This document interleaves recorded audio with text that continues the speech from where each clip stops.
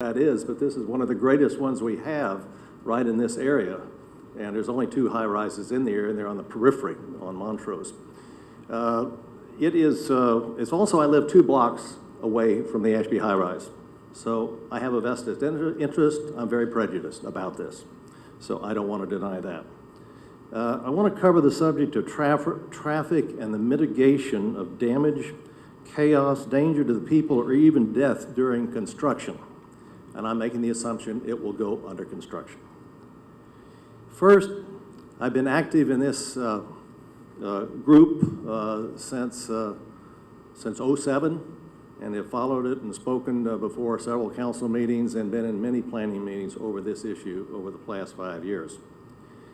We also know that one of the highest duties you have as mayor is to look after and to protect our citizens from harm. It's higher than anything else, in my opinion. Construction is something I know about. I was a project manager a number of years ago on a project of almost 2 million square feet. I put in 5 years. 5 years working with mayors, 5 years working with city councils, 5 years working with community groups, other activist groups, and there were many. And it took a long time to accomplish. But it did accomplish, and it is standing today, and it was built on time and on budget. Worked with the architects, worked with everybody. Most importantly, working with those people that could be affected by this project. And it just is unbelievable to me that we have developers in this city who have hidden, absolutely hidden, and not presented themselves to anybody that I know of. That is deplorable and disgraceful behavior. They should be here tonight. Yeah.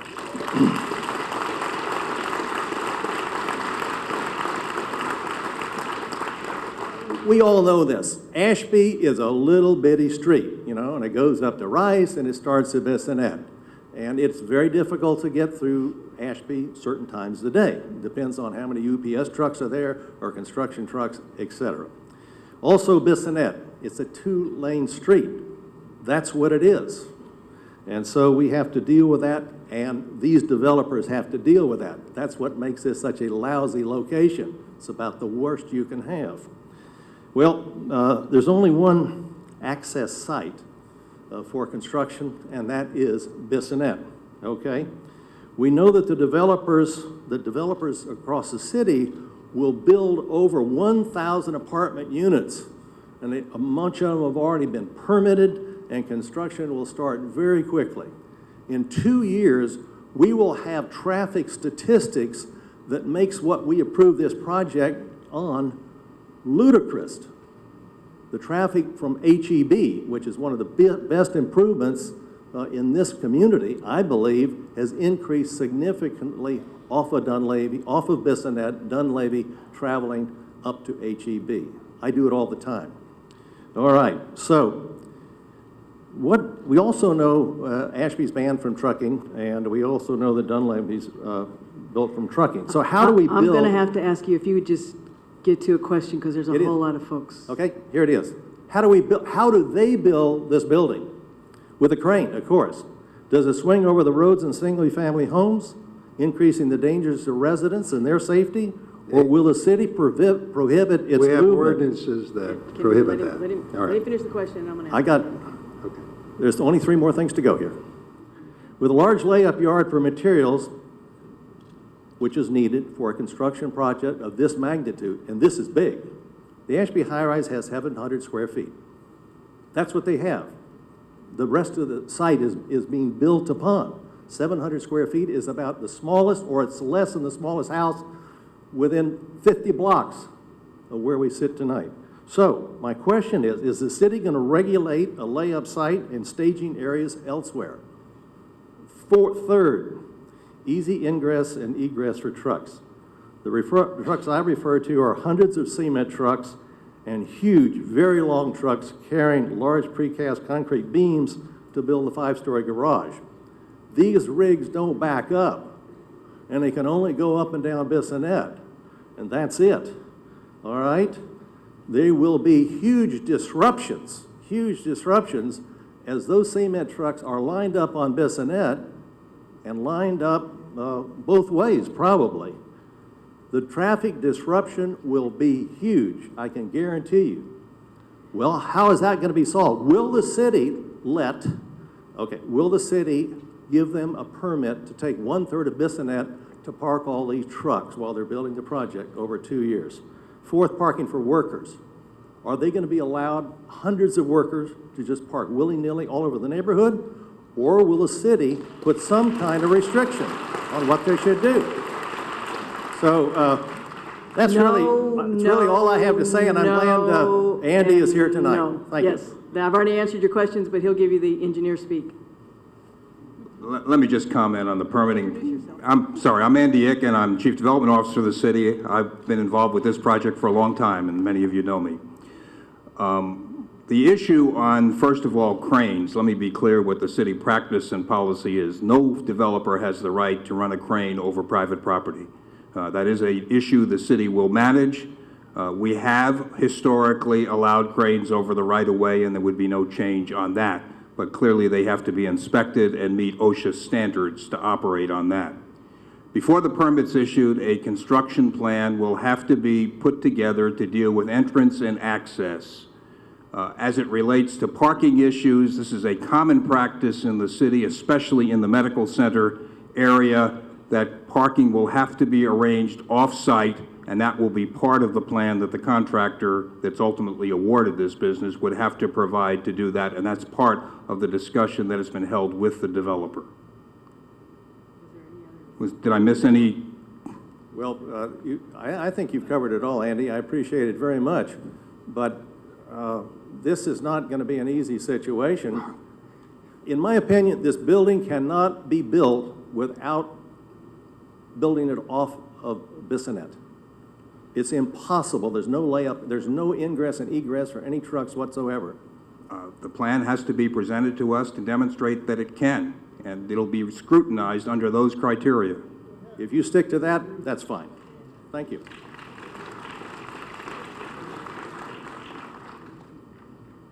Hello, my name is Scott Van Dyke. I represent my mother. She's 82 years of age and lives in a townhouse immediately next door to where they plan to build their parking garage. She lives in Southampton Estates. Mom, please be quiet. One of the reasons we ask for short, microphones is because it actually goes to the recording so that we have a public record. Thank you. We've been concerned about this project from day one. And my first question is to Mr. Fellman, and then I have a question for you, Mayor.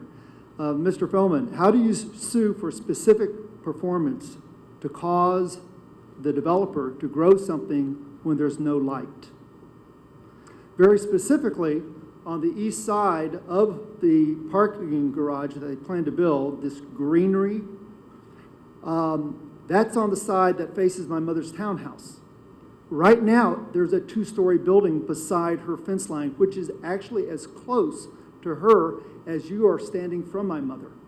Okay? That's how close the garage will be to her house. Right now, there's so little light that gets into that space that virtually everything she grows in there or tries to grow dies. You're now giving approval to build a 5-story garage. Any greenery that they plan to build on that side is going to die. How do you sue for specific performance? Okay, that's my question. How do you sue for specific performance in that situation? Then I have a question for the mayor. They've agreed to do it. It's their problem. I hope they have a green thumb.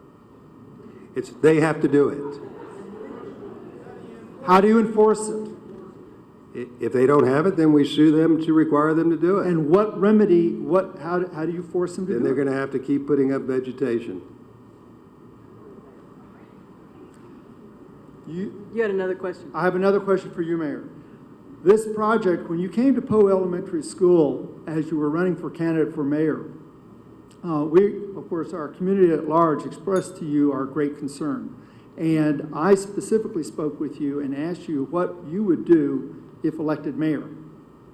I'd like to ask you how you square your answer you gave me at that time with your decision now, because at that time you made it very clear that if elected mayor, you would not approve this project. Actually, I was I remember the first Poe Elementary School meeting and the second, and I think there may have been a third. They kind of have run together, and I said the same thing. If there were any tools at my disposal, I would do everything in my power to stop this project. I will point out that this project was approved in 2009. This project was approved in 2009. We took that 2009 approval because this isn't, they were approved for the project they didn't want to build, but it was just as intrusive as the original project and as, frankly, this settlement project will be.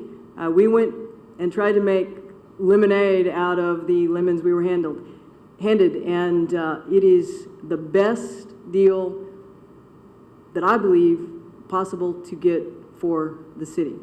And you did approve it. You approved this. And the buck So- stops with me. Yes. Thank you. Mayor Parker, hi, I'm Jeffrey Walker. I live at North and Dunleavy. I have two questions, sorry.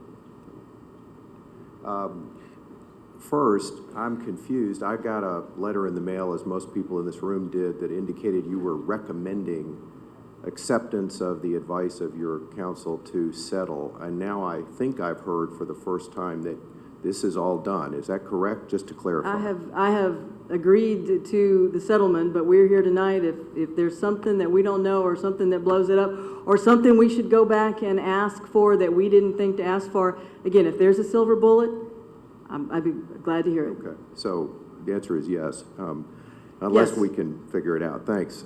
Second half of the question is, this was a case brought by the Buckheads against the city, and they are settling it with you in order to get what? I would like their counsel to explain why they like this settlement better than the 2009 permit. Mr. Adler, would you like to answer that question? Stand up. Go ahead.